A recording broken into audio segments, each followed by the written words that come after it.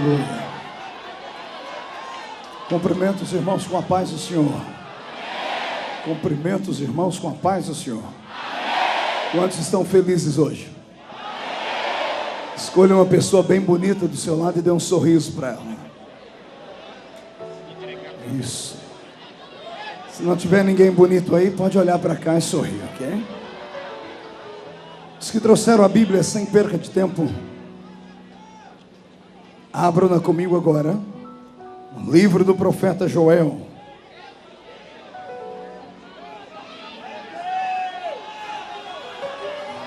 Joel, capítulo de número 2, a partir do versículo de número 23. Grande é o Senhor. Joel, capítulo de número 2, e o versículo de número 23 a seguir. Os que encontraram, digam amém. E quem não encontrou, diga misericórdia.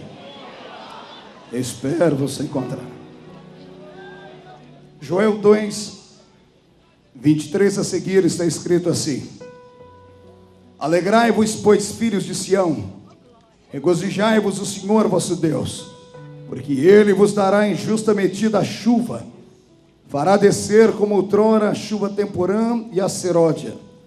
As eiras se encherão de trigo, e os lagares transbordarão de vinho e de óleo. E restituir-vos-ei os anos que foram consumidos pelo gafanhoto migrador, pelo destruidor e pelo cortador. Meu grande exército que enviei contra vós outros. Comereis abundantemente e vos fartareis, e louvareis o nome do Senhor vosso Deus, que se ouve maravilhosamente convosco, e o meu povo jamais será envergonhado.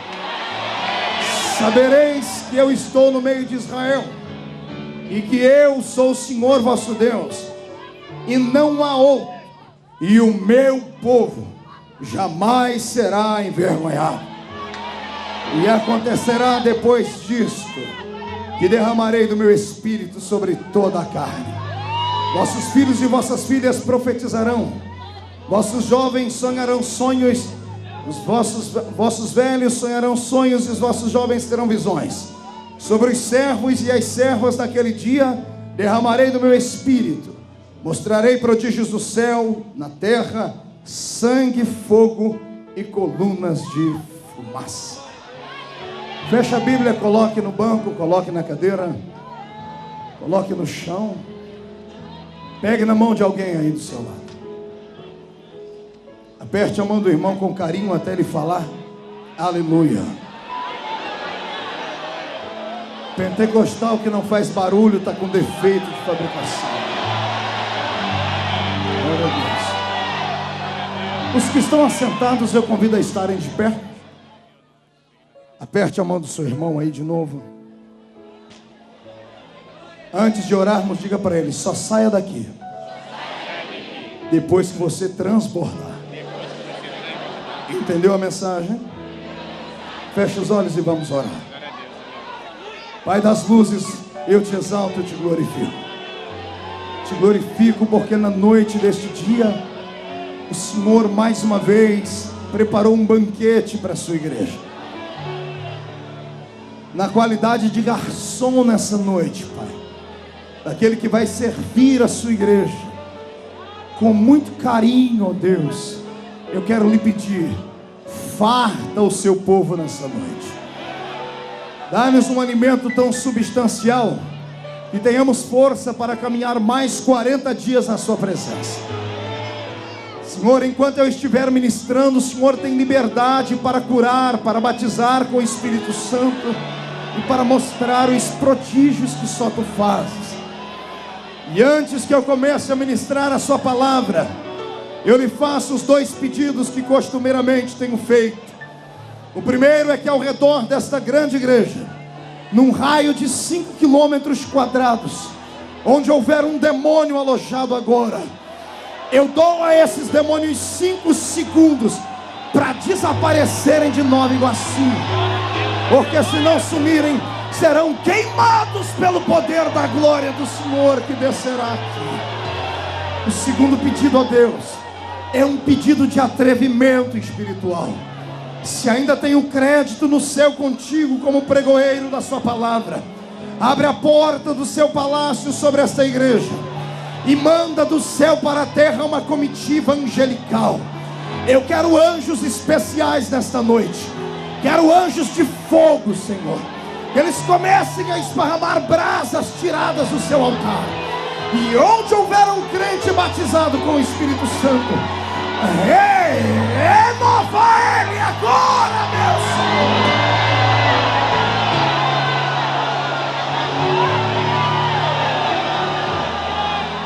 Tu és Deus.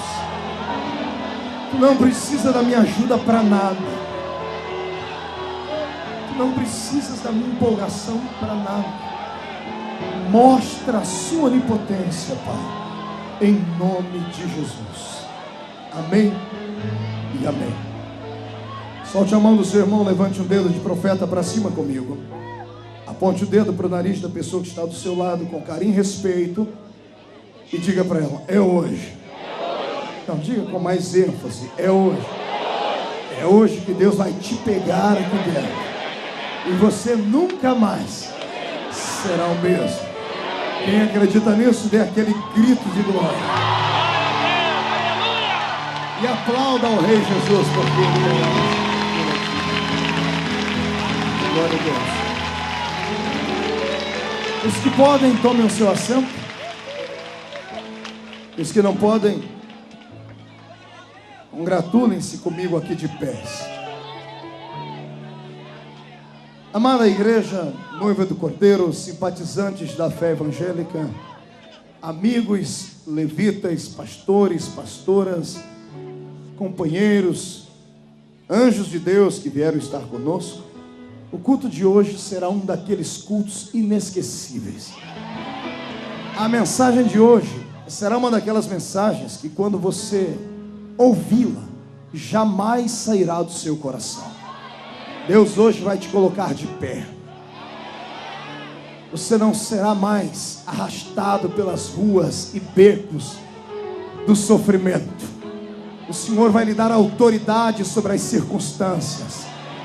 Você não vai sair daqui andando, vai sair daqui voando nas asas da revelação de Deus. Só os que acreditam nisso, só para empolgar o coração desse pregador, dê mais um grito de glória ao nome do Senhor Jesus. Pois bem, vim eu perguntando ao Senhor, o que falar para essa igreja? Geralmente eu prego em igrejas onde eu tenho que jogar fogo no povo. Aqui é o contrário, é o povo que joga fogo na gente. Então geralmente toda a empolgação que eu levo para os outros lugares, quando eu chego aqui sou surpreendido. Eu acabo ficando empolgado com vocês. Então eu falei: Deus, o que é que tu queres que eu fale com o seu povo hoje? O Senhor disse para mim: filho, hoje é uma noite de cura. Vou levantar a alma dos meus filhos. Vou tratar dos soldados feridos. E eles mais uma vez se levantarão para a batalha. E se os demônios tiverem um pouquinho de inteligência, pelo menos hoje, vão desaparecer do seu caminho, porque senão serão queimados pelo poder da graça de Deus.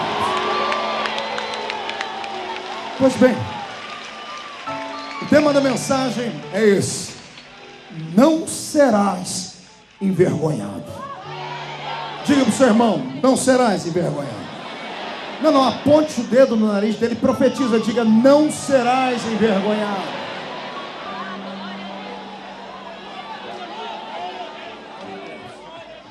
Queridos, percorrendo a terra, caminhando ao lado de igrejas, lidando com seres humanos, aconselhando pessoas pessoalmente, por telefone, por carta, pela internet, cheguei a uma conclusão triste. Não há nada pior na vida de um ser humano do que ele se sentir pior do que o outro ser humano que está do lado dele. Não há nada pior na vida de uma pessoa do que ela saber que dentro dela existem complexos tão grandes, capazes de fazê-la andar sempre de cabeça baixa e achar que as bênçãos, as possibilidades e as motivações são apenas para os outros e nunca para a vida dela. É horrível sentar perto de pessoas que tiveram a sua alma maculada, o seu caráter deteriorado, as janelas que constroem os seus pensamentos fechadas. Estar do lado de pessoas que caminham conosco, que estão do nosso lado, mas que por causa de palavras liberadas por pessoas que nem sabiam o que estavam dizendo, conseguiram destruir a estima e a autoestima que a pessoa tinha. Não há nada pior do que você ter complexos de inferioridade e se sentir um lixo, se sentir o verme do carrapato, se sentir uma coisinha insignificante, saber que veio para dentro da igreja, olhar do seu lado e enxergar um monte de cisnes e você sempre se sentir um patinho feio. Não há nada pior do que você andar pelas ruas da cidade, mesmo sabendo que é crente, tem a autoridade de Deus na sua vida, ver o ímpio, o miserável, o desgraçado, ter uma vida aparentemente falando melhor do que a sua, do que ver o seu inimigo de pé, sorrindo, e você sempre lá embaixo, acabrunhado, entristecido. Não há nada pior para um ser humano do que ele olhar para o espelho e sentir raiva daquilo que vê, e nas caladas da noite, nas suas orações, ao invés de adorar a Deus, dizer assim: Deus, encurta o meu tempo de vida, não dá para o Senhor me tirar da terra, parece que eu vim para esse mundo só para sofrer. Ainda semana passada eu sentava com alguém da minha família, ou da família da minha esposa, e uma pessoa me contava a história de uma mulher da família dela, que desde criança nasceu sofrendo, cresceu humilhada, morreu envergonhada, e parece que a existência dele não teve nenhum tipo de sentido. E quando eu comecei a perceber que tudo isso não passa de uma trama de Satanás, quando Deus revelou ao meu coração que existem espíritos malignos que não provocam vício, que não destroem casamentos, mas que trabalham na alma, no sentimento das pessoas, que fazem as pessoas se sentirem coisas pequeninas, fazem as pessoas se sentirem infames, fazem as pessoas se sentirem incapazes de conseguirem qualquer coisa. O Senhor me disse: filho, eu vou lhe dar uma espada na mão, e você vai lá na igreja em Nova Iguaçu, no Rio de Janeiro, e vamos cortar esses demônios e mandá-los para o limbo do inferno. Primeiro, porque nenhum daqueles que vieram aqui me ouvir e são salvos em Jesus podem ser envergonhados, porque a palavra me garante, o Senhor disse: o meu povo não será envergonhado. Você não nasceu para ser cauda, você nasceu para ser cabeça. Você não nasceu para ser tapete, você nasceu para voar e voar acima das altas nuvens. Eu profetizo que a partir de hoje, todos os demônios que vinham sobre a sua vida em forma de um grande chapéu mexicano, sabe aquele sombreiro grande que vem em cima da sua cabeça de tão pesado que te faz andar de cabeça baixa, o Senhor manda dizer que esses demônios vão sair daí de cima e vão virar a sola do seu sapato. Você vai pisar sobre eles, porque Deus te deu autoridade. Quem acredita nisso, por gentileza, dê um grito de glória bem forte ao nome do Senhor.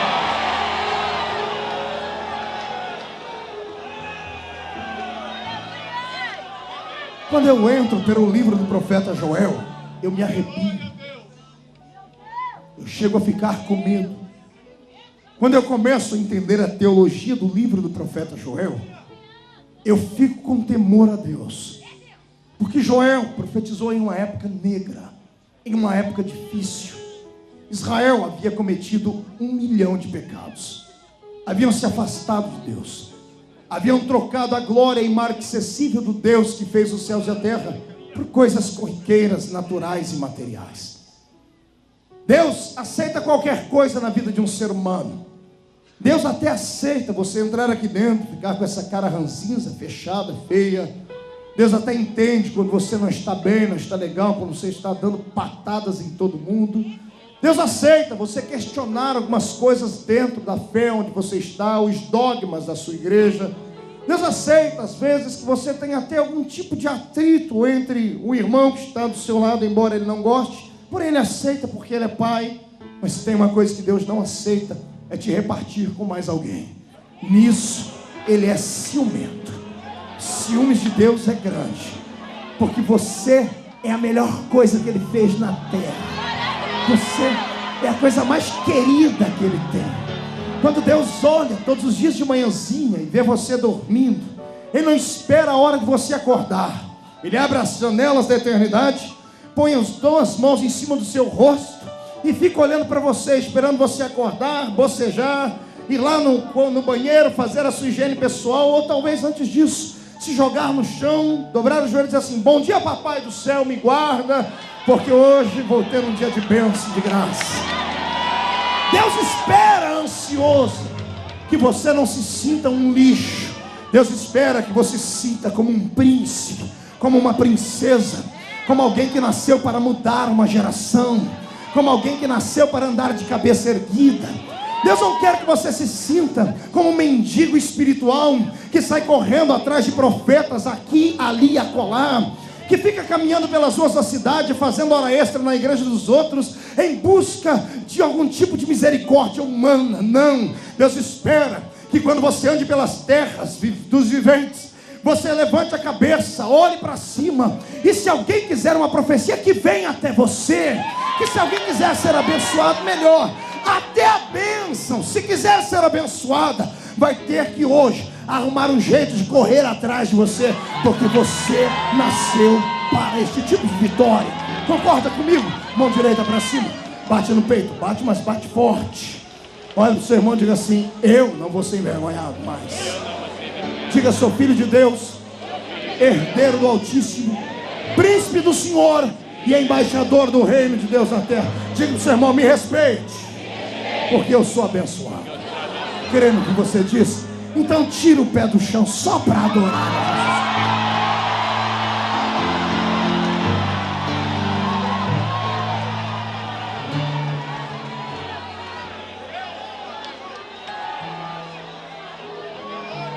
Por favor, me entenda. A maioria das lutas que vem sobre a nossa existência, sobre a nossa vida, a maior parte das humilhações que nós passamos na carreira com Deus, é porque em algum momento da nossa caminhada trocamos Deus por coisas simples e naturais.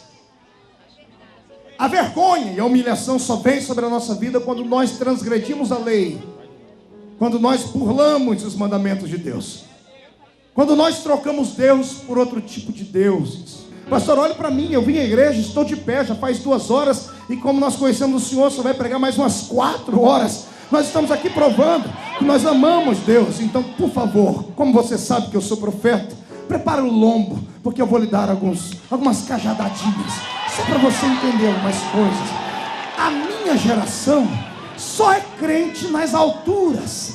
A minha geração só tem louvores a Deus quando está lá em cima, perto do Senhor. Aqui dentro, aqui é um lugar alto, e quando estamos perto dele é fácil adorá-lo. Mas Deus não quer que você o adore apenas aqui. Deus quer que você o adore lá fora. Deus quer ver se você pode adorar Ele nas regiões baixas. Deus quer ver se você tem coragem de assumir esta fé pentecostal verdadeira que você tem, quando você está diante do ímpio, lá numa vida que nós não conhecemos, mas que você conhece muito bem. Nós, a minha geração, troca Deus, sim, senhoras e senhores, trocamos a adoração a Deus por coisas fúteis e banais. Por exemplo, para você vir à igreja 2, 3 vezes por semana, é um Deus nos acuda. Só o Senhor sabe como o Espírito Santo tem que trabalhar para lhe trazer. Algumas igrejas têm que colocar um carro para ir te buscar. O teu discipulador tem que pegar uma moto, pagar um táxi, alugar uma van para te trazer para dentro da igreja com esforço para você chegar aqui dentro e ficar com essa carinha de santo, que de santo só falta ter aquela auréola em cima da cabeça. Ah, mas se fosse para ir assistir o show do Zezé de Camargo e Luciano, do Daniel, do Leandro Leonardo, da Kelly Key, se fosse para você participar de um show para ver os artistas globais, você iria a semana inteira, você pagaria do seu bolso para ir, faria coisas que até nós duvidamos, porque afinal de contas são coisas materiais, mas para Deus é tudo com muita dificuldade. Não me venha dizer que você ama Deus acima de todas as coisas, porque você na realidade não ama. Não temos mais 20, 30 minutos por dia de joelhos na presença de Deus. Aí nós sempre falamos: pastor, estamos no século 21, somos estressados, somos empresários, somos funcionários, somos universitários, somos gente que trabalha cedo, temos que fazer de tudo. 20 minutos para o Senhor, que você diz amar, que você diz adorar, não tens, mas tem 2, 3 horas para sentar em frente da televisão, para assistir América, para assistir filminhos do Jean-Claude Van Damme. Tem tempo suficiente para fazer tudo, menos para adorar o Deus que você diz que vive e o ama e está ao lado dele para sempre. Para vir à igreja, num culto de escola dominical, para estar no ensaio de uma oração ou no ensaio de um grande grupo de coral, a hora é muito difícil. Não temos quase oportunidade para isso, temos dificuldade. A nossa agenda parece que ela não tem espaço para Deus, mas todos os sábados e domingos, a senhora e a senhorita, imbuídos no espírito de Patricinha e o senhor no espírito de Mauricinho,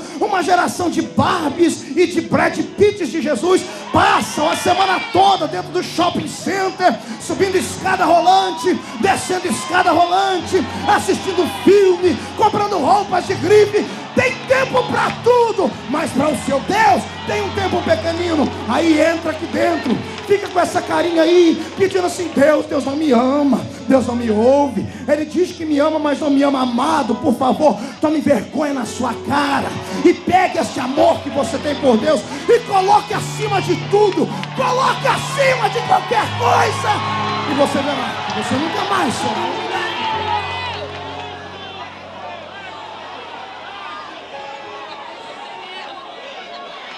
Quando Deus estabeleceu a sua aliança com Israel, Ele diz: eu faço promessas, e tem 32 mil promessas aqui neste livro. Só que o Senhor diz: eu condiciono essas promessas à vossa obediência. Israel era um povo que vivia da agricultura, era um povo que vivia daquilo que eles plantavam. Durante os 12 meses do ano, eles tinham 6 meses para encherem os seus celeiros. Esses 6 meses se dividiam em 2 tempos: a cega e o verão. A cega compreendia do mês de abril ao mês de junho, 3 meses, onde eles plantavam os cereais na terra, os grãos. Plantavam em abril, esperavam o céu se abrir em chuva, para no mês de junho colherem. E quando colhiam, eles tinham substância e tinham alimento para caminharem com Deus e com a sua vida cotidiana. Quando fracassava a cega, eles dependiam do verão, que começava no mês de julho e até o mês de setembro. E nesta época eles plantavam os frutos e colhiam os frutos cítricos de Israel, as tâmaras e outros frutos mais. Quando eles conseguiam sobreviver no verão, quando falhava a cega, no verão eles pegavam os frutos e trocavam com as nações vizinhas e arrumavam um jeito de terem alimento por mais 6 meses, até que no próximo ano voltassem a plantar. Eles dependiam então do tempo, dependiam do céu, dependiam de Deus. Mas na caminhada deles, depois de andarem fazendo amizade com alguns povinhos arrogantes, depois de verem a vida dos cananeus, os heveus, os heteus, os girgazeus, depois de conhecerem a história dos filisteus, eles começaram a achar que o Deus deles era uma espécie de Deus brega, era um Deus atrasado, era um Deus vergonhoso, porque nunca se mostrava para eles. E eles queriam um Deus que eles pudessem ver, que pudessem tocar nele, que pudessem sentir ele assim como você sente o irmão que está do seu lado, o seu calor. Eles não queriam um Deus abstrato, um Deus que podia estar em todos os lugares ao mesmo momento, mas raramente se revelava. Então, eles aprenderam com as outras nações que as outras nações tinham um Deus que cuidava do tempo também. E o nome deste Deus era Baal. Havia várias histórias de Baal. Haviam várias versões para Baal, mas uma delas era esta: o Deus que tinha a chave que abria a chuva. Israel dependia da chuva para sobreviver. Como eles trocaram Deus por Baal, como eles trocaram a comunhão que tinham com Deus por pseudos deuses, pelas suas idolatrias, a minha Bíblia diz que Deus fechou os céus. Não bastasse fechar os céus, o pouco da colheita que havia sido plantada e ainda estava em evidência. A história diz que os grãos já estavam a ponto de serem colhidos. Era a época da cega. Eles haviam plantado tudo, estavam esperando que os grãos viessem a granar. E de repente, a minha Bíblia diz que veio uma nuvem de gafanhotos. E era tão negra a nuvem que tapou o sol. E esses gafanhotos levaram tudo que eles haviam plantado embora. Neste momento, ao invés de Israel se humilhar, ao invés de buscarem a presença de Deus, se acotovelavam e diziam assim: não, calma, ainda temos uma esperança. Temos a esperança ainda do verão. Podemos plantar as frutas. E quando plantarmos as frutas, nós vamos trocar com os vizinhos e vamos sobreviver. Aí vinha o profeta Joel e começava a dizer: gente, isso é pecado. Gente, estamos fazendo aquilo que não devíamos fazer. Deus está tocando sobre nós. E alguém dizia: não, este menino, Joel tinha 18 anos quando começou a profetizar, ele é fatalista mesmo. Ele é um ignorante. Ele é fanático. Fiquem tranquilos, o verão vem aí. Aí o historiador Flávio Joséfos diz que isso aconteceu por mais de uma vez, mas começou aqui com Joel. Chegou a época do verão, plantaram as frutas, e na hora de colher as frutas, aí já não tinha mais esses gafanhotos. Aí o que vinha era uma onda de maldição. As maçãs que estavam sobre os pés das macieiras, as tâmaras, os frutos estavam belos por fora, bonitos, mas quando os agricultores pegavam os frutos e na pressão dos dedos para arrancá-los das árvores, os frutos se espatifavam na mão deles e viravam poeira. Uma maldição desceu sobre eles, e agora não tinham mais a quem recorrer. O Baal, que havia falado que daria a eles condições de sobreviverem no alimento, os humilhou. Israel ficou envergonhado. Ficaram envergonhados a tal ponto de não terem o que comer. Nesta hora, e já era tarde para isso, os sacerdotes acordam. Quando os sacerdotes que representavam a religião, a igreja do Velho Testamento, veem que o povo estava transgredindo e eles não os corrigiram, eles correm para o templo e vão sacrificar a Deus algum tipo de sacrifício para chamar a atenção dos céus. E quando entram dentro do celeiro que havia sido guardado para a utilização do sacerdócio, o celeiro estava vazio. Quando foram para o meio do campo buscar o gado para dar de oferta a Deus, para aplacar a ira dele, o gado estava magro. E o Senhor não aceitava um sacrifício desse jeito. Deus queria um sacrifício perfeito. A nação ficou humilhada. Humilhada porque transgrediram. Humilhada porque trocaram Deus por outros deuses. Quando eu vejo esse texto, eu vejo que ele é muito atual. Eu vejo que muitos crentes caminham pelo caminho de Israel. Vejo homens e mulheres que trocam Deus por qualquer coisa e a qualquer momento. Que aqui dentro cantam, pulam, gritam, entram no mistério conosco, mas é só aqui dentro. Seus vasos estão trincados, rachados. Tudo que recebe aqui dentro, antes de chegar em casa, já acabou tudo. A sua vida é uma vida de vergonha lá fora, simplesmente por isso. Porque não tem um compromisso de amor de verdade com seu Deus. E não o ama tanto quanto diz que o ama. Porque se o amasse, abriria mão dos prazeres, abriria mão dos seus pecados, abriria mão das coisas que massageiam o ego, mas que ofendem o coração de Deus, abriria mão desses seus sentimentos mesquinhos, pararia de ser desonesto lá fora, pararia, daria um jeito de colocar um ponto final na vida transgressiva que leva fora da igreja. Pararia com esses namoros escandalosos, com esses adultérios desgraçados que ficam na espreita, causando uma nuvem negra que impede Deus de descer sobre a igreja. Parariam de desejar e cobiçar aquilo que não é deles. Se a minha geração entendesse disso, a minha geração se voltaria para Deus. E ao invés de vir para o culto em busca de um show, ao invés de vir para o culto em busca de um culto que massageie o seu ego, ao invés de entrarem aqui pulando e gritando, fazendo algazarra, entrariam aqui com lágrimas nos olhos, se jogando no chão, pedindo perdão, dizendo: Deus, por favor, abre o céu, porque estamos sendo envergonhados e humilhados. Deus nessa noite manda dizer que o tempo da humilhação Ele pode colocar um ponto final, mas para isso Ele quer ver você de volta, se entregar a Ele sem reservas e dar a Ele a melhor adoração que você pode. Nesta noite terá a sua vida mudada aquele que mais gritar diante de Deus. Nesta noite terá a sua vida transformada aquele que tiver condições e coragem de chutar os demônios para fora da sua vida e gritarem: eu quero é Deus. Se tem alguém que acredita nisso, dê um grito de glória e ao nome do Senhor.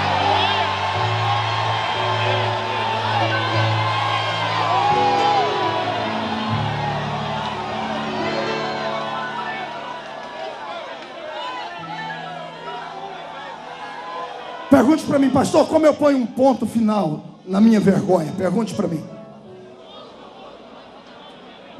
Não ouvi. 1, 2, 3.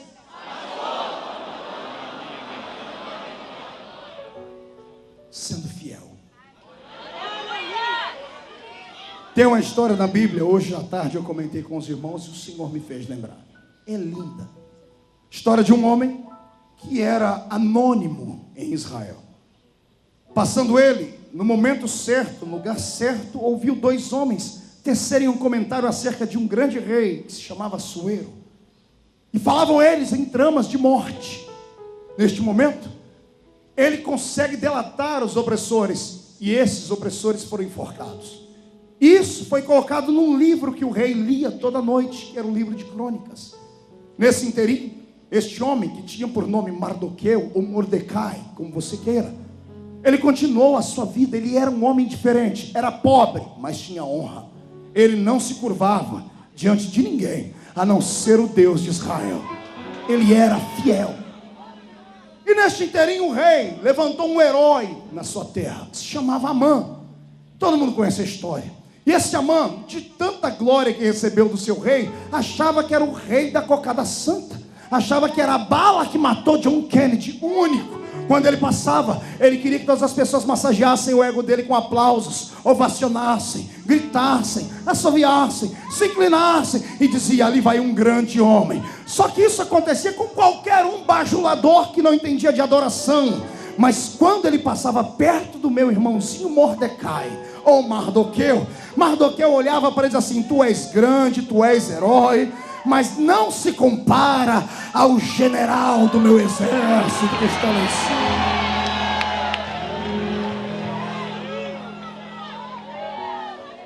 Aquilo incomodou os bajuladores que chegaram nele e disseram assim: Amã, tem um camarada aí que não se curva diante de ti. Ah, mas ele não se curva diante de mim por quê? Porque ele diz que o Deus dele é maior que tu. Amã ficou irado. Arrumou uma trama, sentou com o rei e disse: rei, por que a gente não destrói um povo aí? Que povo? O povo judeu.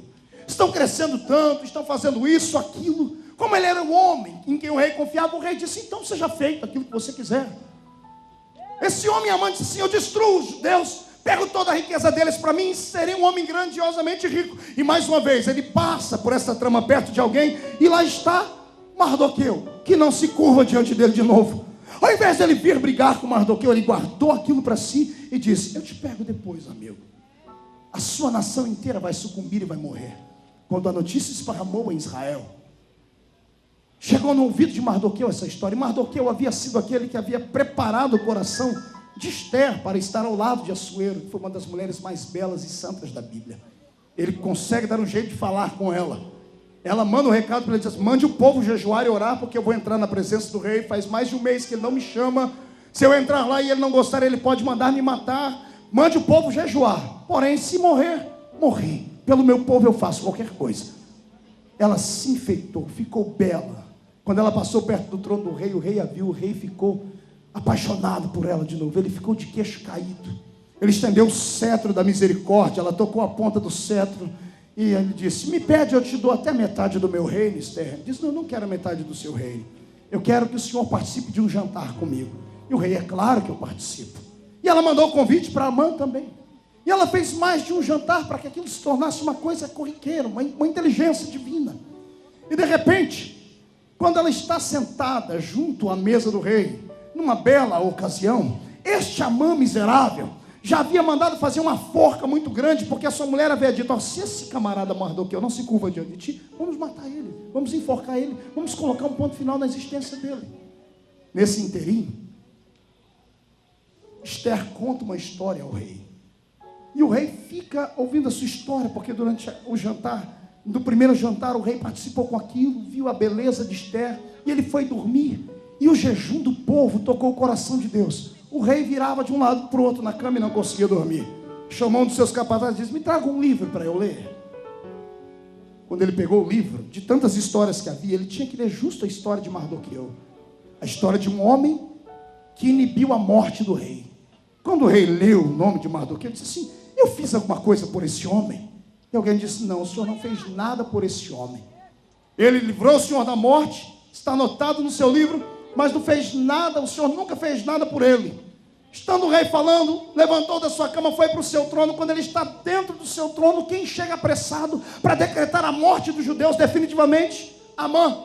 Quando Amã se apresenta diante do rei, o rei grita assim: Amã, o que é que eu tenho que fazer com alguém de quem eu me agrado? O que é que um rei pode fazer com alguém por quem ele se agrada? Amã diz: sou eu esse homem, só pode ser eu.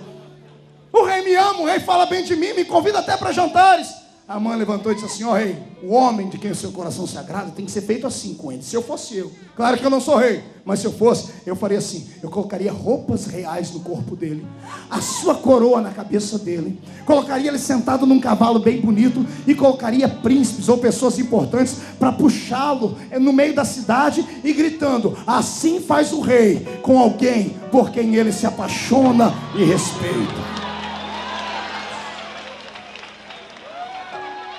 Os olhinhos de Amã estão brilhando. Ele diz: pronto, vou usar a coroa. Era tudo que ele queria. Pois o rei levanta assim: Amã, então você vai fazer uma coisa. O quê? Tem um rapaz sentado ali na porta, um que não se levantou quando você passou. Amã disse: não, não pode ser, disse ele.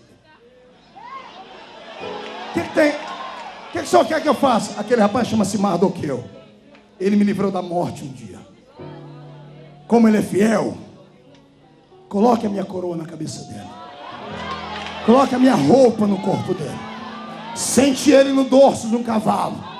Arraste ele pela cidade e grite: assim faz o rei com quem ele se agrada.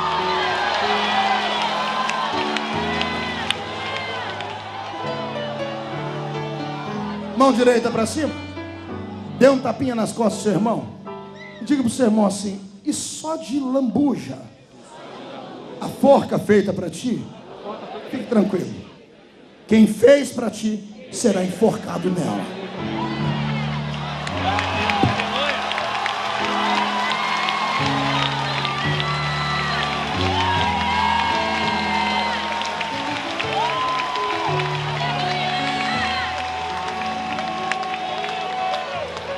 Você não nasceu para ser envergonhado. Só está sendo humilhado e envergonhado porque tem transgredido. Santifica a tua vida, põe o seu altar em dia. Chega em casa hoje, irmão, seja o sacerdote do lar, chama a mulher, chama os filhos, diz assim: vamos colocar um ponto em nossa existência. Ou a gente é crente, ou a gente não é crente. Larga a mão de ficar em cima do muro. Para de ser esse crente meia pataca. Larga a mão de ser esse crente frouxo, morno. Entra na presença de Deus e o Senhor te colocará asas para voar.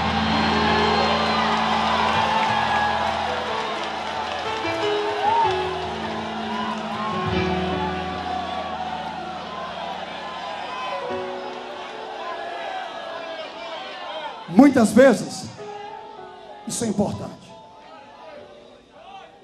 Alguns entre nós, não conseguindo conviver com complexos, com acusações e vergonhas, omitem diante dos homens que são crentes.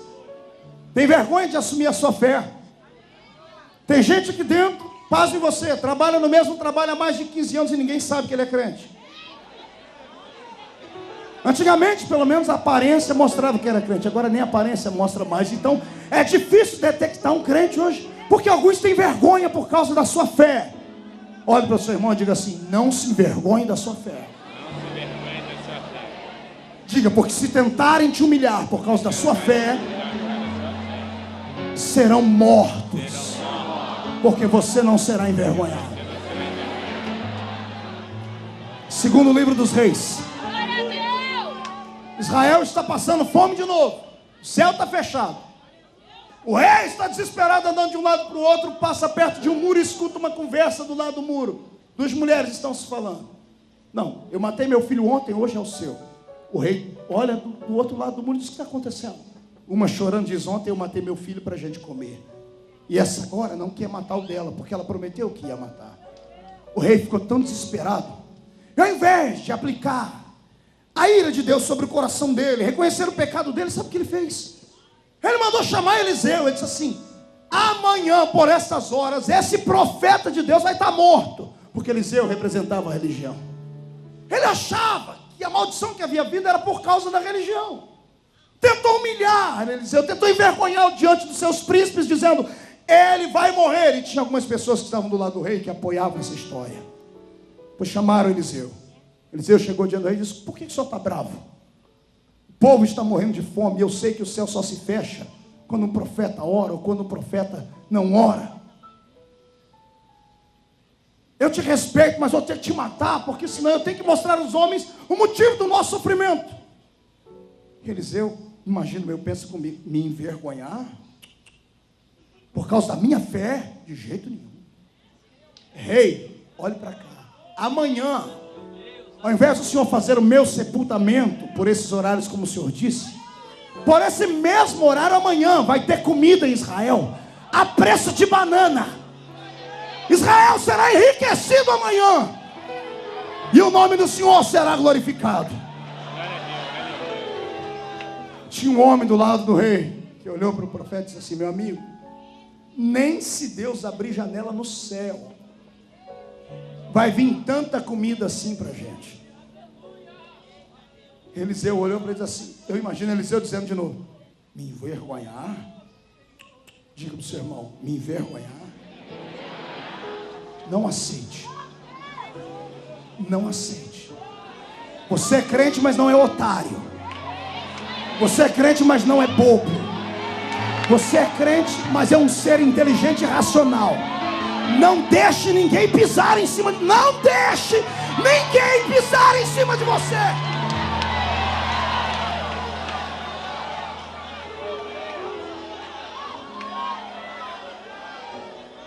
Eliseu olhou para o camarada e disse: como é que é, meu amigo?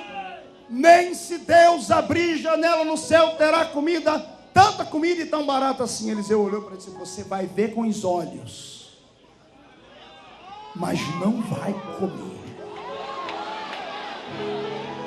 Ah, pastor, o que o senhor quer dizer? Eu quero dizer que a partir de hoje, aqueles que duvidarem da sua fé, da sua religião, aqueles que trabalham com você, estão dizendo assim: cadê o seu Deus, crente?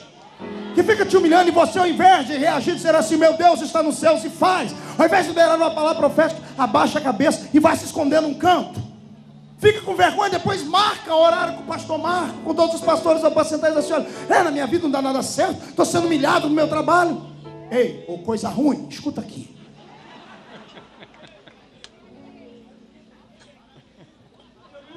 Só não profetiza a morte, mas diga para a pessoa: conta os dias e você vai ver. Você vai ver. Não nascestes para ser envergonhado. Você não nasceu para ser envergonhado. Você nasceu para andar em carruagens com Deus. Eu profetizo em nome do Senhor Jesus que aqueles que hoje te humilham, amanhã vão desejar ter a vida que você vai ter. Vão ter que se curvar, porque Deus vai lhe dar.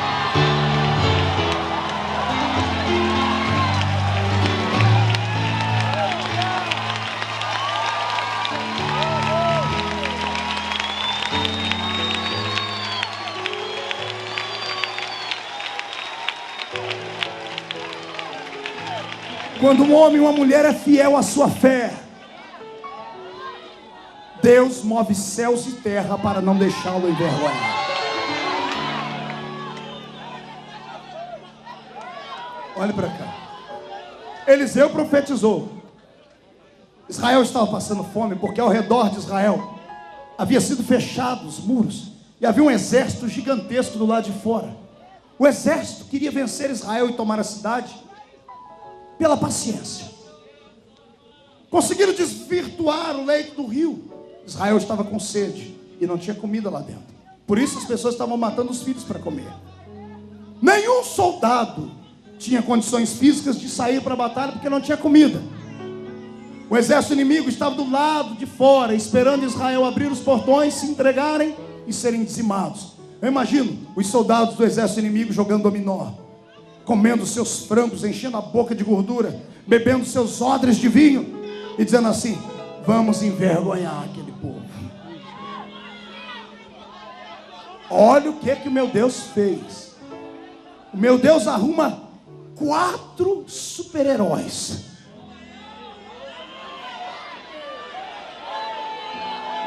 O meu Deus arruma 4 super-homens leprosos. Como é que é, pastor? Diga para o seu irmão: 4 homens leprosos. Eu preciso de 3 aqui do meu lado agora. Rápido, rápido. 3, 1. Cadê o segundo? 2. Cadê o terceiro? Rápido. 3, pronto, aqui. Vocês 3 fiquem aqui, um do lado do outro. E eu sou o 4.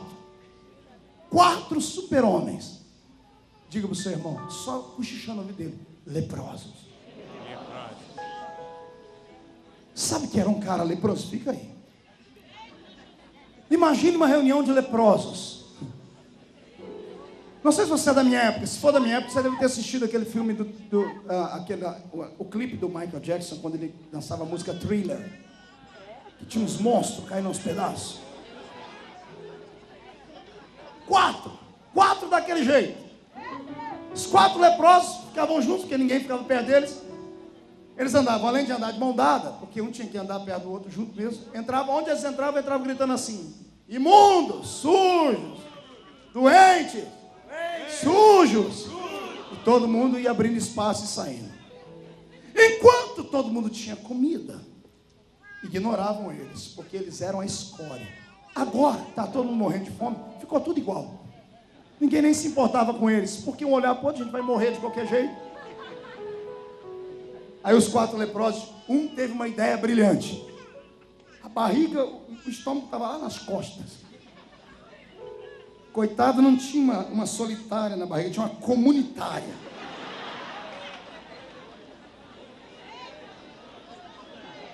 Um tem uma ideia brilhante. Tive uma ideia.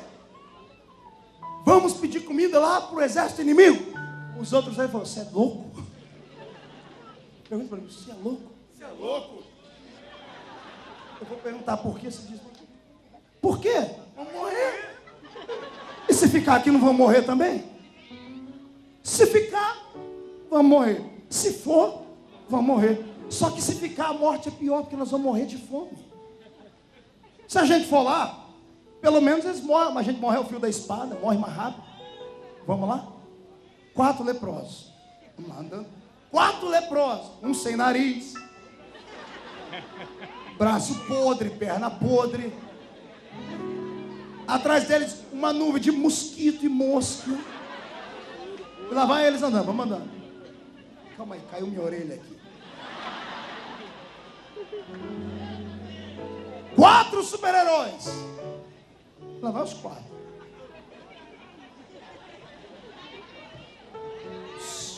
Fica aqui. Israel morrendo de fome. O exército inimigo dizendo: já humilhamos todo mundo.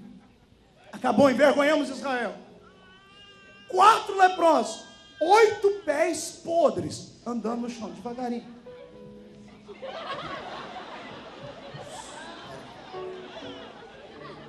O exército inimigo está lá, gordos, esperando um momento para destruir Israel. De repente, os camaradas jogando dominó, tabuleiro, a mesa começa a tremer. As tendas começam a chacoalhar. Alguém sente um tremor de terra. Eu acho que um olha e pode dizer assim. Alguém olha e pode dizer: o que está acontecendo? Está tendo um terremoto aqui? Não, mas a terra está tremendo. O que era especialista em guerra fez assim: segura aí.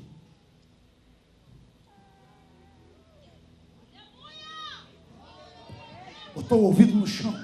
Pergunte para mim: para quê? Para detectar que som era aquele.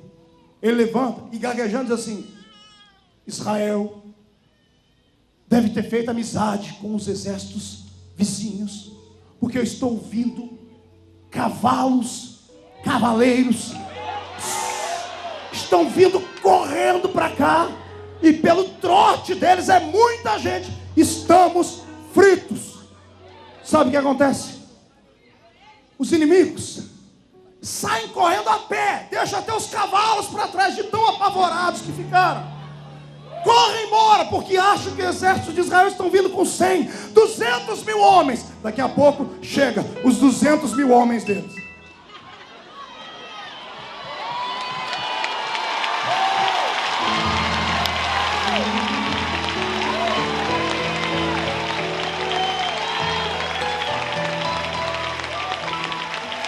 Deus moverá céus e terra para provar ao ímpio, para provar aquele seu inimigo, para provar ao seu patrão, para provar aos seus parentes que você não é louco, que você é um servo do Deus vivo. Eu profetizo que Deus hoje levanta uma legião de anjos para te acompanhar, para que todos saibam que tu és filho do Deus Altíssimo.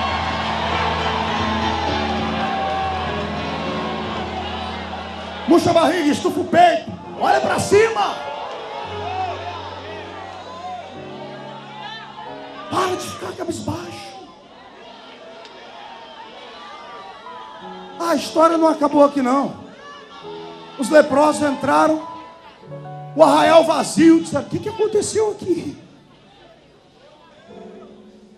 Quando viram comida, comeram até lambuzar todos os dedos. Olharam um para o outro dizendo: e agora o que a gente faz?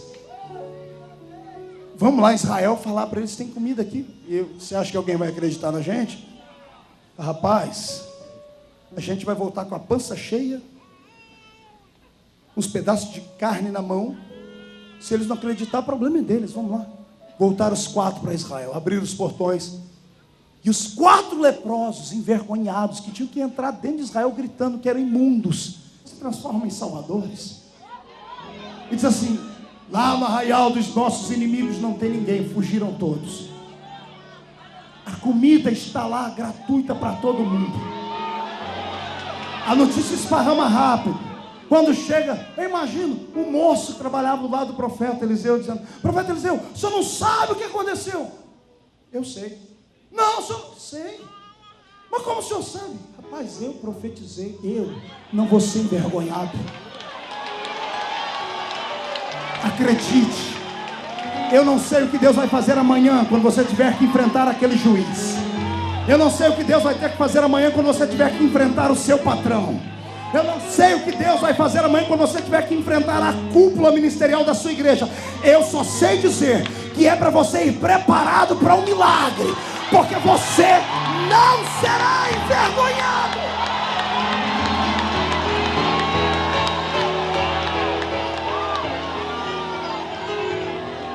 O moço que segurava no braço do rei, que olhou para Eliseu e disse assim: olha, nem se Deus abrir janela no céu, correu com o povo para ver. Curioso. Chegou lá, não teve coragem de entrar, ficou na porta olhando. E quando o povo viu que tinha comida na mesa, ele viu a comida e não teve nem a oportunidade de dar uma mordida, nem numa maçã. Quando ele ameaçou sair do lugar, o povo veio e pisoteou em cima dele e mataram. Tudo porque um homem religioso na sua fé ousou acreditar de que quem faz a vontade de Deus dentro da sua fé não pode ser envergonhado. Escuta essa. Isso vai virar do avesso agora. Você sabe que eu sou lá da terrinha. Um dia eu fui pregar em Minas Gerais. E eu passei numa cidadezinha, e Minas tem muitas histórias e histórias. E o pastor me mostrou uma cidadezinha e disse: Marco, você não sabe o que aconteceu aqui um dia. Eu falei: o que, pastor? Veio para essa cidade um missionário. Todas as pessoas que vinham para a cidade já tinham sido mandadas embora dessa cidade, porque o sacerdote romano aqui, ele era bravo, tinha autoridade, expulsava os pastores, os missionários aqui. Mas mandaram um daqueles missionários, sabe, daqueles canela de fogo. Eu acho que devia ser carioca, eu acho. E ele foi para o meio da rua e pegou a Bíblia e começou um culto ao ar livre. Ele e a mulher dele disse assim: está escrito na palavra do Senhor que tudo é possível que crê, venha doente, venha isso, venha aquilo. E começaram a questionar ele: mas é verdade? Ele disse: é verdade, a Bíblia diz que quem tem fé pode olhar para o monte e falar: monte, sai daqui, vai para o outro lado que o monte vai. E ele, pregador pentecostal, fala mesmo. Quando terminou isso, ele foi para a casa dele. Não deu muito tempo, bateram na porta da casa dele. O sacerdote romano da cidade e o delegado, que fazia um conchavo. O delegado com uma carta para prender o irmão. Acusação: propaganda enganosa. Aí o irmãozinho Silva: o que foi? O que foi, senhor vigário? O vigário disse: eu acusei você de propaganda enganosa, que você disse para o povo que quem tem fé pode olhar para o monte, falar para o monte sair do lugar e ir para o outro. Ele disse: não, mas é verdade, está escrito. O vigário deu um sorrisinho. Assim: então, se é verdade, eu falei com o delegado, para você não ser preso e nem sair escondido à noite, você está vendo aquele morro ali?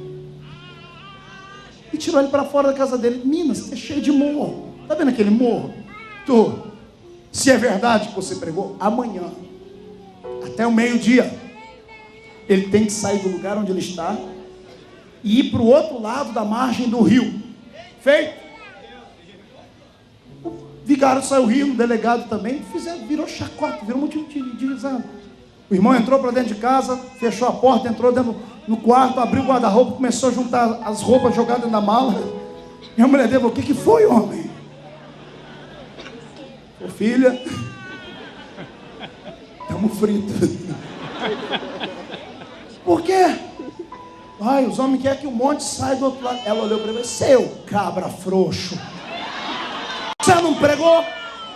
Eu preguei, mas se você pregou e está escrito, Deus vai fazer.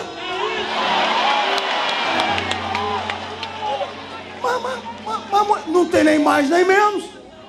Não seremos envergonhados. Porque se envergonharem a gente rasga a Bíblia e volta para o mundo. Se Deus é Deus, Ele vai fazer. Eita, alguns obreiros precisavam ter uma mulher dessa do lado dele, né? Alguns maridos precisavam ter um tipo de mulher dessa do lado dele, né? Pegaram as crianças, sabe, né? Crente não faz família, crente faz tribo. Trocentos filhos entraram dentro do quarto, dobraram o joelho e começaram a orar. Isso era umas 6 horas da noite. O horário era até meio-dia do outro dia. Fecharam a porta, abriram a harpa, cantaram um hino, leram o texto da Bíblia e começaram: Deus, o negócio tá sério. A tua palavra diz. E para não sermos envergonhados, alguma coisa tem que acontecer. E o irmão conta que a mulher dele orava com o rosto no chão, chorava e gritava. Ele orava também, mas de vez em quando ele levantava a cabeça, olhava pela janela, o morro estava lá: Deus.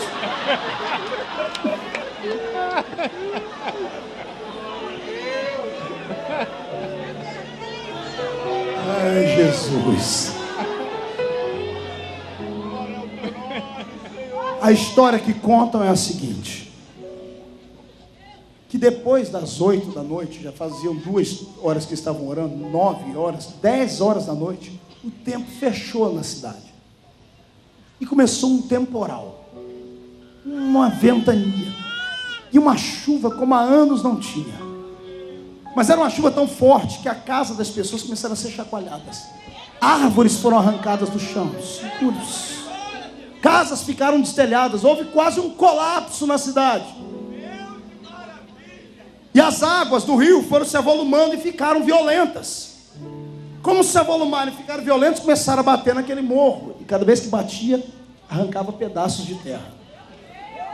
E o barro boiava por cima das águas. E ia parando do outro lado. Só que enquanto isso, enquanto o morro ia diminuindo, a cidade ia sendo devastada. O vigário e o delegado, quando viram aquilo, sentiram temor e entenderam que estava acontecendo alguma coisa. A oração, a resposta era até meio-dia do outro dia.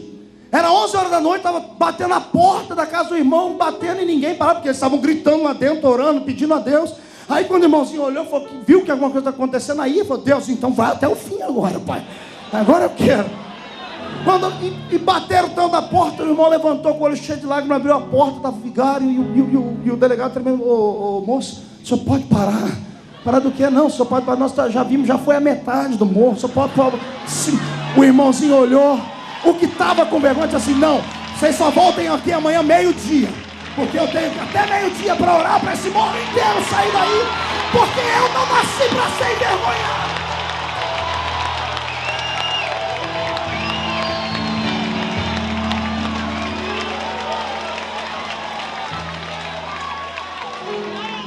Você crê em milagre?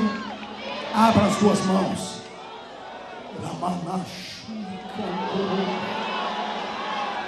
Eu sei que os intelectuais têm dificuldade em crer no que eu estou pregando.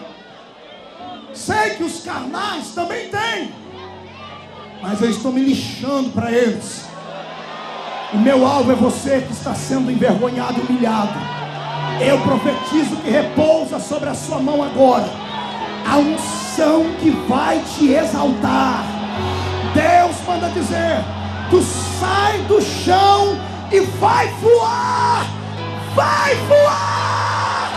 Recebe a unção que te tira do estado de humilhação para ser exaltado. Recebe agora. Agora, agora, agora, agora, agora, agora. Fecha a sua mão e glorifique a Deus.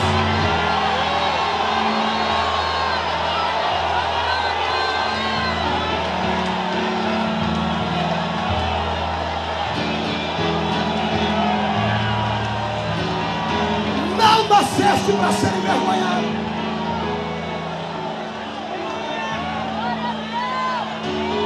Esse mesmo Eliseu fez uma oração e deixou todo mundo saber. É melhor orar em oculto, diz a Bíblia, mas quando você ora em público, aí você tem que acreditar, porque as pessoas ouviram, então tem que acontecer. Ao invés de ele orar em silêncio, pastor, ele orou em público e disse: ô Elias, eu quero a porção dobrada do teu espírito, ou seja, quero fazer o dobro de milagres que tu fez. Elias tinha feito 7. Todo mundo ficou sabendo, e as pessoas começaram a acompanhar a vida de Eliseu para ver se os milagres aconteceriam. E não é que o dia que ele morreu só tinha acontecido 13 milagres. Aí os fofoqueiros de plantão, que tem uma língua tão grande quanto a gravata do irmão que está do seu lado, esses infelizes, que você pode fazer 99 coisas boas, mas você fez uma coisa que não deu certo, eles querem te sepultar. Esparramaram Israel. Ele não era homem de Deus, porque Deus não ouviu a oração dele. Ele pediu porção dobrada, só teve 3 milagres, ele já está até morto. Nem depois de morto Deus vai deixar alguém te envergonhar.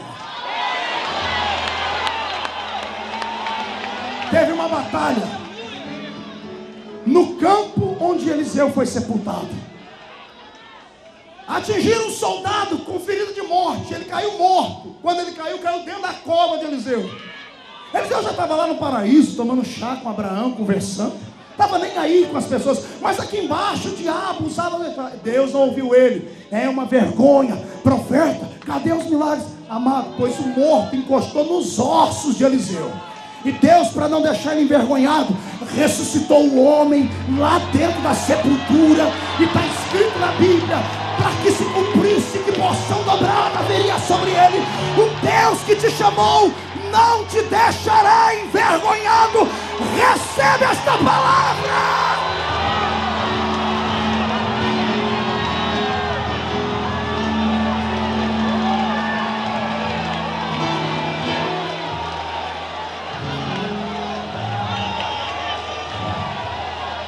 Estou tendo visões aqui. E são visões interessantes.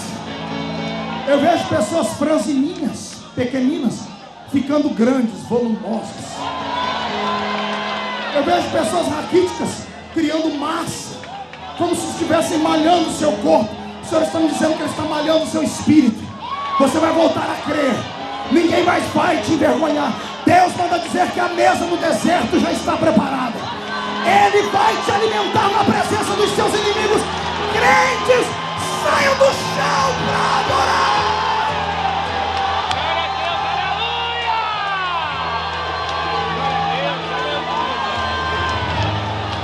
Olhe para mim.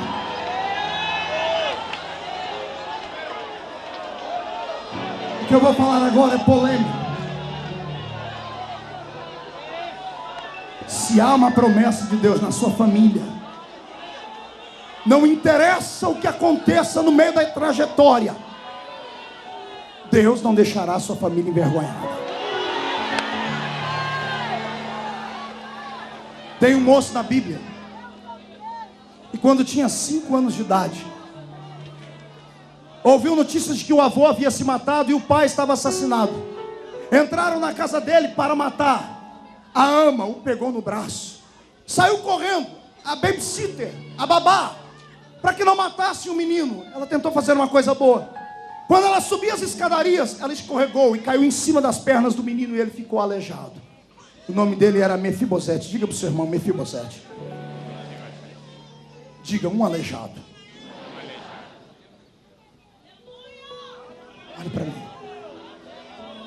O que tem de gente que está aleijado no ministério, na sua família, na vida financeira, e se sente envergonhado. Seu nome foi riscado de tudo, está abandonado, vive enclausurado por causa das vergonhas.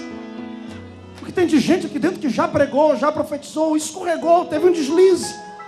Deus até o colocou de pé, mas todo mundo aponta o dedo e diz assim: não, você vai continuar sendo aleijado para o resto da vida. A palavra de Deus nessa noite é essa: não serás envergonhado. Um dia Davi está sentado no trono.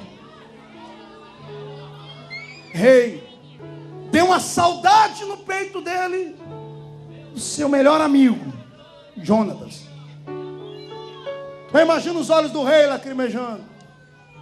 Súditos esquecem, rei não. Os homens podem esquecer, mas Deus nunca vai esquecer o que ele fala. Davi levanta a cabeça no trono e diz assim: porventura não sobrou ninguém da família do meu senhor para quem eu possa abençoar? Levanta um lá no meio e diz assim: ô rei, sobrou um. Quem? Um aleijado. Como é? Um aleijado. Qual o nome desse aleijado? Mefibosete. Filho de quem? De Jonatas. Eu imagino Davi ficando de pé no trono. Calma aí, é filho de quem? Jonatas. Meu amigo? Meu irmão? Eu fiz um pacto de fidelidade eterna com ele. Fizemos um pacto que nunca deixaríamos de nos amar, não importasse a circunstância. Traz o rapaz aqui. Senhor, mas é aleijado. Traga o aleijado aqui. Lá vem ele, todo torto, aleijado. Todo mundo rejeitando ele. Quando ele chega diante de Davi, Davi olha para ele. Imagina Davi olhando para o rosto de Mefibosete e lembrando a afeição de Jonatas. Imagina a conversa. Você lembra muito do seu pai. A gente era muito amigo. Pois é, meu rei. Onde você vive, garoto? Abandonado. Tem uma pequena família. Não tem como trabalhar. Deixa eu ver como é minhas pernas. Vivo dos outros que me ajudam. O rei se compadeceu dele. O rei chamou alguém e disse assim: olha, vem cá. Tudo que pertenceu ao avô dele, tudo que pertenceu ao pai dele, resgate tudo e coloca no nome dele. O aleijado está tremendo. Rei, o que é? Você será um homem rico, porque você não nasceu para ser envergonhado. Mas rei, eu te agradeço. Não, não é só isso. O que é? Todos os dias de manhã, na hora do café da manhã, eu quero você aqui. Você vai tomar café da manhã comigo, do meu lado. Os homens que tinham pernas boas, que eram súditos de Davi, olhavam: mas o que o rei viu nesse aleijado? Eles não entendiam, e ninguém pode entender o que Deus vê na sua vida. Tem gente aqui dentro que, se eu fosse Deus e conhecesse a sua história como Deus conhece, eu já teria te matado. Aliás, até eu. Tem vezes que eu olho para a minha vida, para a minha atitude, dá vontade de eu mesmo quebrar o meu pescoço. Eu não sei o que foi que Deus viu na gente, mas Ele viu alguma coisa.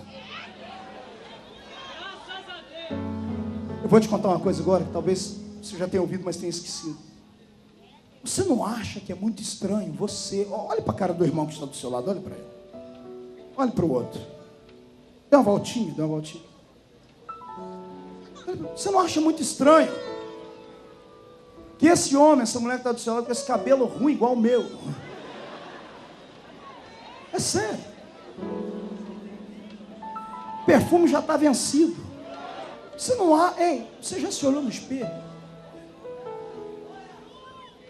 Você não acha que é muito estranho você ser uma criatura, entre aspas, tão simples e pequenina, e o diabo fazer de tudo para te matar? Por que é que você acha que o diabo quer acabar com você, sendo você tão pequenino assim?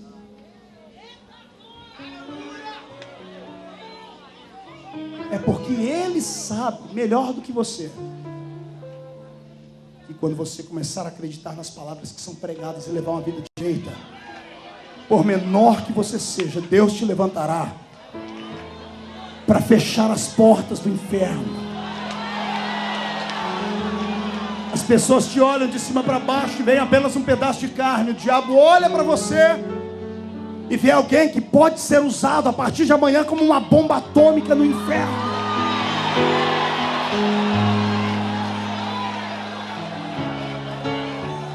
Ah, Jesus, eu estou sentindo a presença dele aqui. Você não será envergonhado, porque toda a vergonha que tu tinhas que passar, Jesus passou por ti lá na cruz do Calvário. Tudo é possível aquele que crê. Você crê, Israel de Deus? Então levante a mão para cima, dê uma rajada de glória, dê uma rajada de línguas estranhas.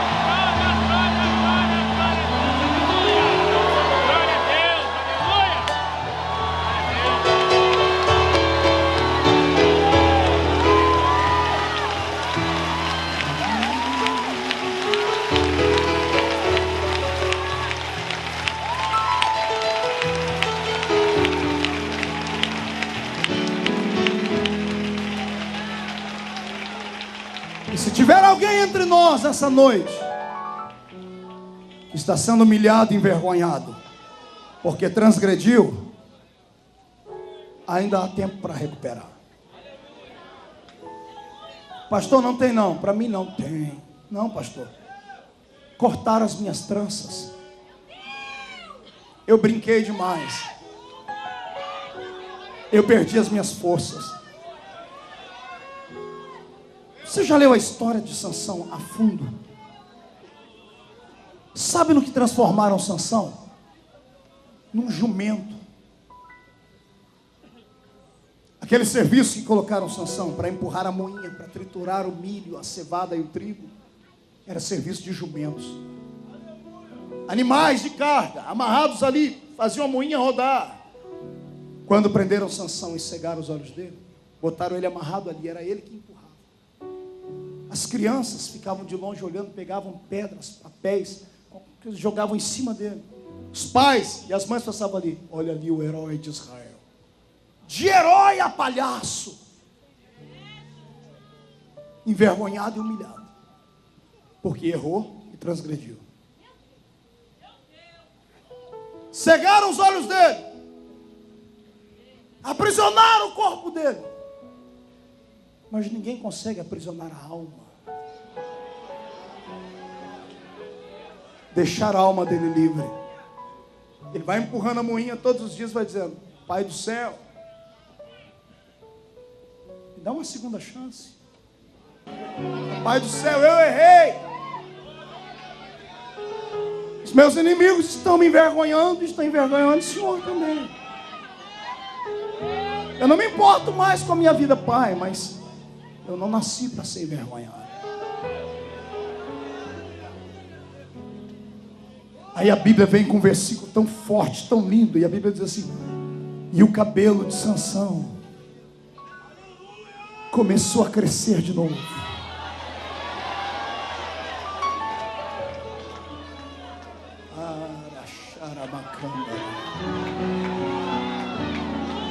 Tá para nascer um barbeiro do inferno, um cabeleireiro nos quintos dos infernos, com uma máquina ou uma tesoura capaz de cortar para sempre as promessas de Deus na sua vida. Tá para nascer um.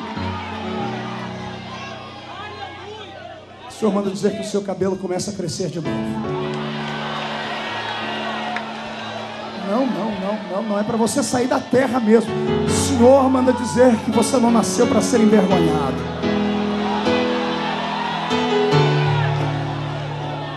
Os inimigos de Sansão se reuniram na arena de Dagom para ver o herói dos judeus ser humilhado, ser um pierrot, ser um palhaço. Acorrentaram ele, levaram ele para o centro da arena. Milhares de filisteus estão ali debochando, rindo, olhando para aqueles assim. Ali está a vergonha de Israel. E um menino guiando Sansão. E de repente Sansão sente, creio eu, um arrepio no corpo. Imagina ele dizendo: Senhor, o que é isso? E o Senhor dizendo para ele: voltei para dentro de você.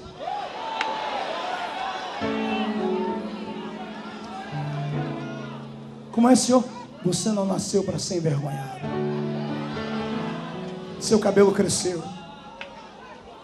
Escute, Sansão, a risada dos seus inimigos. Ouviu? Ouvi, Senhor. Agora o mundo ouvirá o lamento deles. Vai para as colunas do templo. E o menino guia Sansão para as colunas do templo. Cego. Ele tateia as colunas do templo. E todo mundo está rindo dele. Estão humilhando, estão debochando dele.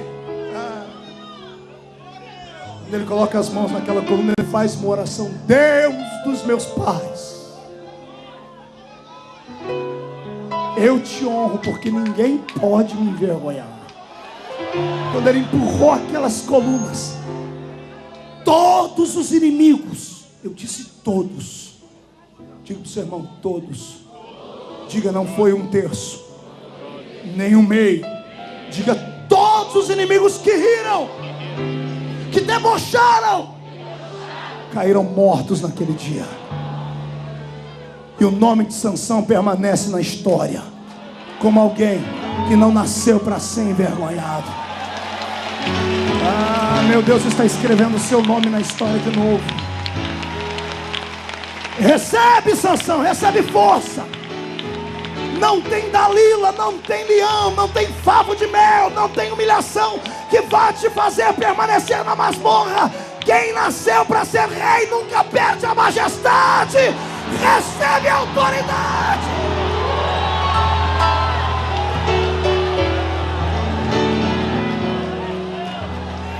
Agarre o braço do seu irmão.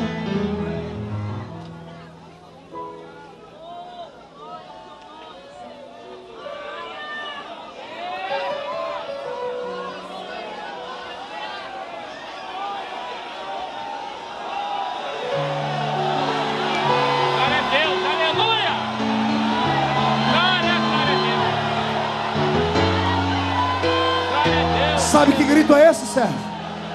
É o grito de quem nunca mais será envergonhado.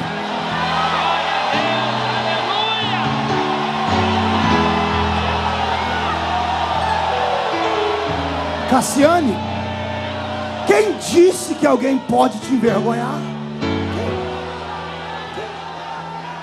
Quem? Onde estão os inimigos que disseram que o pastor Marco Feliciano não iria pregar mais? Onde estão eles?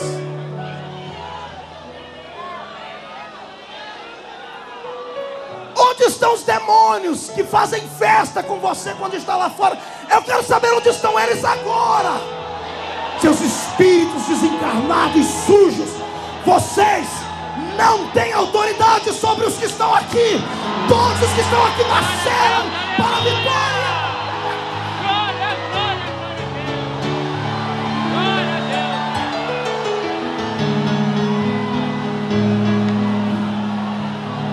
Meu Deus vai colocar um par de luva de boxe na sua mão. O Senhor vai colocar um par de luvas de boxe espirituais na sua mão. Vai sair daqui nocauteando demônios, complexos, enfermidades, maldições, palavras malditas, em nome de Jesus Cristo. Que esta igreja seja cheia agora. Cheia!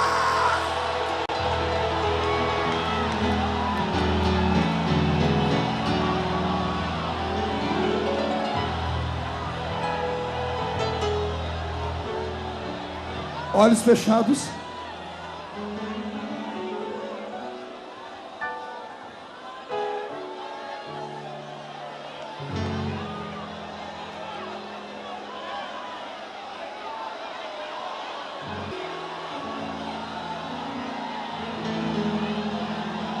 Está vindo uma onda do céu. Os que estão me assistindo pelo telão aí fora, receba o impacto da presença de Deus agora. Os que estão aí na porta assistindo por essas TVs, recebam o impacto desta presença de Deus agora. Os que estão aqui no púlpito, recebam a presença do Deus que vos coloca de pé, na autoridade de Jesus Cristo agora, agora, agora.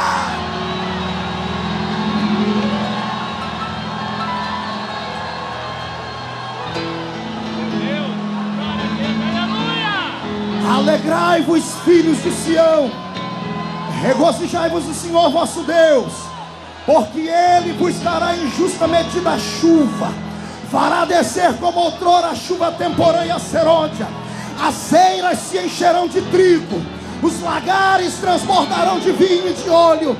Restituir-vos-ei os anos que foram consumidos pelo gafanhoto.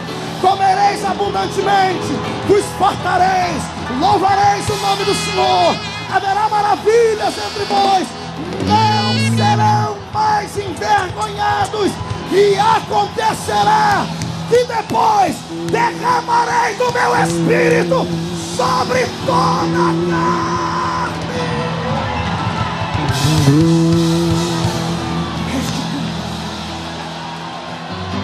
Pegue no braço do seu irmão.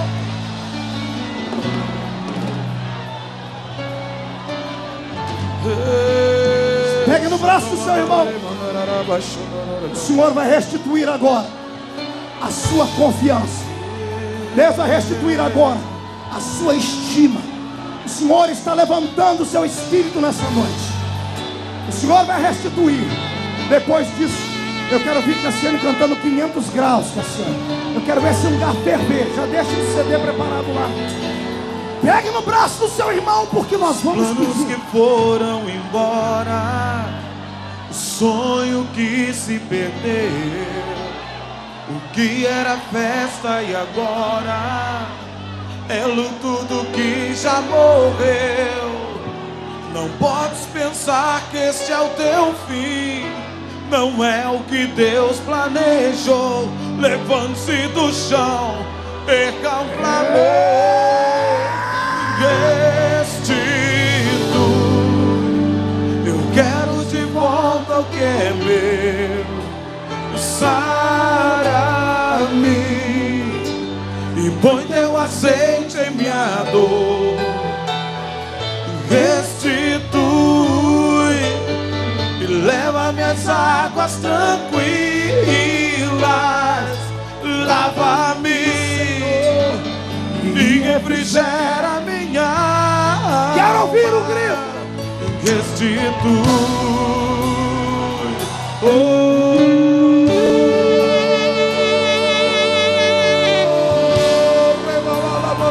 Portas estão se abrindo.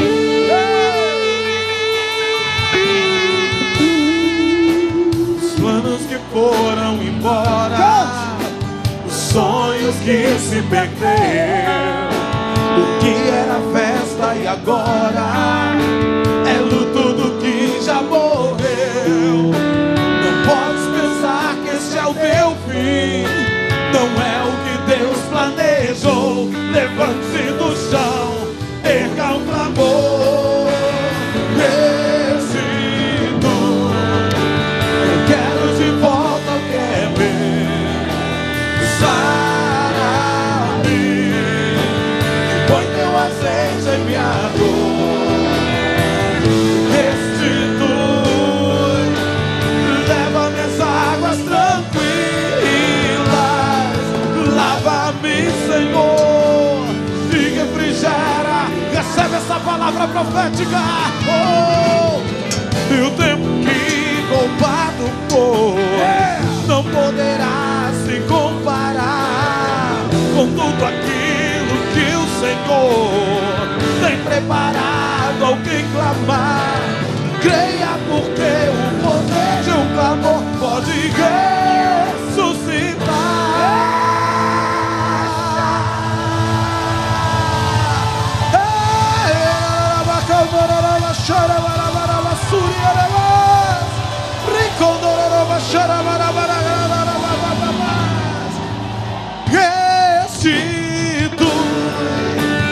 quero de volta o que é meu.